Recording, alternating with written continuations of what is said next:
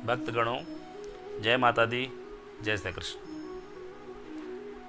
नवरात्रि के द्वितीय दिवस की आप सबको हार्दिक शुभकामना।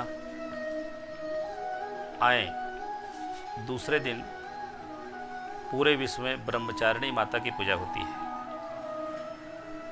इनका रंग सफ़ेद। देवी भागवत के 45वें अध्याय के अनुसार माता ब्रह्मचारिणी हमेशा तपस्या में रहती है, इसी कारण इनका तेज बढ़ा हुआ है। माँ के दूसरे स्वरूप ब्रह्मचारिणी अर्थात ब्रह्म शक्ति से युक्त तप की शक्ति का प्रतीक है। माँ दुर्गा ही का जन्म माता पार्वती के रूप में हुआ। भगवान शिव को प्राप्त करने के लिए माता पार्वती ने प्रण किया था कि जन्म कोटि लगी रगर हमारी, अभरऊँ शंभु नत रहूँ कुमारी। करोड़ों जन्म लेना पड़े लेकिन मैं विवाह करूंगी तो भगवान शंकर से ही करूंगी। माता ने उस दिन बेलपत्र खाकर व्रत किया, निर्जला व्रत किया, निराहार व्रत किया और सूखे पत्ते खाने के कारण इनका नाम उमा नाम तब भयो अपर्णा। इनका नाम उमा भी हुआ, अपर्णा हुआ। बिना किसी वाहन के दाएं हाथ में माला और बाएं हाथ में कमंडल लिए हुए। माता के अनेक नामों में जैसे मैंने आपसे कहा उमा अपर्णा, इन्हें तपस्यारिणी भी कहा जाता है। इनका बीज मंत्र है ह्रीं श्रीं अंबिकाय नमः। इनका प्रिय रंग है नारंगी। दधाना कर पदाभ्याम अक्षमाला कमंडलु, देवी प्रसीदतु मयि ब्रह्मचारिणी अनुत्तम। जिनके हाथ में अक्षमाला है और दूसरे हाथ में कमंडल है, ऐसी उत्तम ब्रह्मचारिणी रूपा माँ दुर्गा हम सब के ऊपर कृपा करें। भक्तगणों,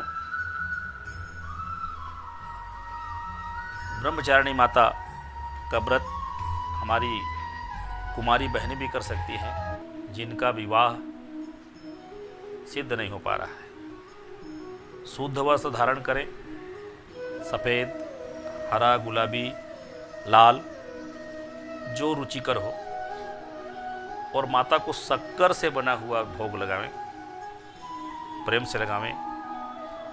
ऐसे ब्रह्मचारिणी माता को शक्कर का भोग लगाने से घर के सभी सदस्यों की आयु बढ़ती है। और कुंवारी कन्या व्रत करे तो सुंदर पति की प्राप्ति होती है।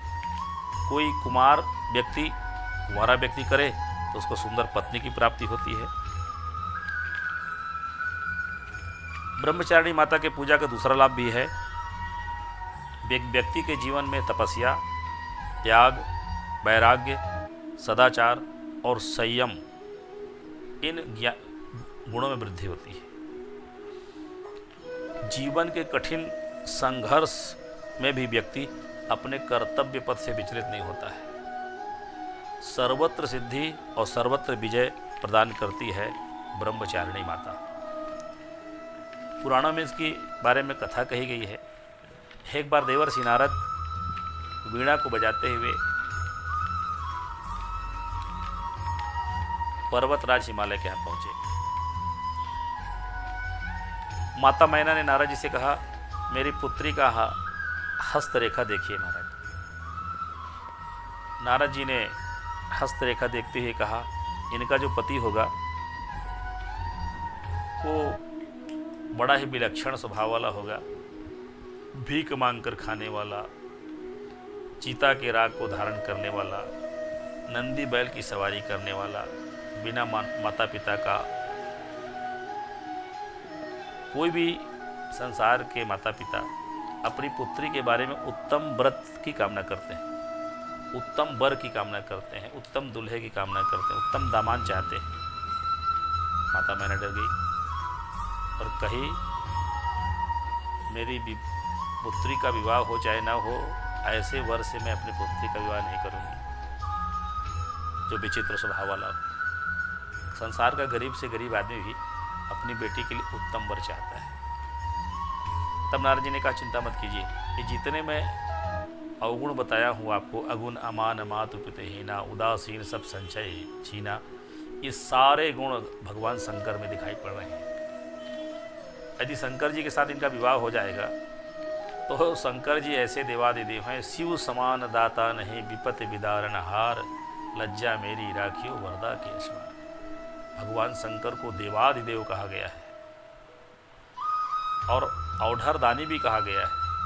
अगर भगवान शंकर के साथ इनका विवाह होगा तो सारे अवगुण गुण में बदल जाएंगे माता जी। मृखा न होए देव ऋषि बानी, देवताओं और ऋषियों की वाणी, नारद जैसे महाज्ञानी की वाणी मृथा नहीं हो सकती, व्यर्थ नहीं जा सकता। ऐसा सोचकर माता पार्वती सखियों के साथ मिलकर घनघोर जंगल में चली गई और भगवान शिव के मंत्रों का जाप करते हुए, ओम नमः शिवाय मंत्र का जाप करते हुए कठिन व्रत की। इसी कठिन व्रत करने वाली देवी को संसार में ब्रह्मचारिणी माता के नाम से जाना गया। और जो भी भक्तगण इस तपस्विनी माता की पूजा करेंगे, ब्रह्मचारिणी माता की पूजा करेंगे, तो मान लो उनके पुत्र की शादी नहीं हो रही है तो पुत्र के लिए सुंदर पुत्र वधु की प्राप्ति होगी। कन्या का विवाह नहीं हो रहा है तो उस कन्या के लिए सुंदर पति की प्राप्ति होगी। घर में शांति और आनंद की प्राप्ति होगी। तो नवरात्रि में हम दूसरे दिन ब्रह्मचारिणी माता की पूजा अवश्य करें। पूरे 9 दिन नहीं कर पाते हैं, इस मनोकामना के लिए एक दिन भी करने पर भक्तगणों को मनोवांछित के फल की प्राप्ति होगी। जय माता दी।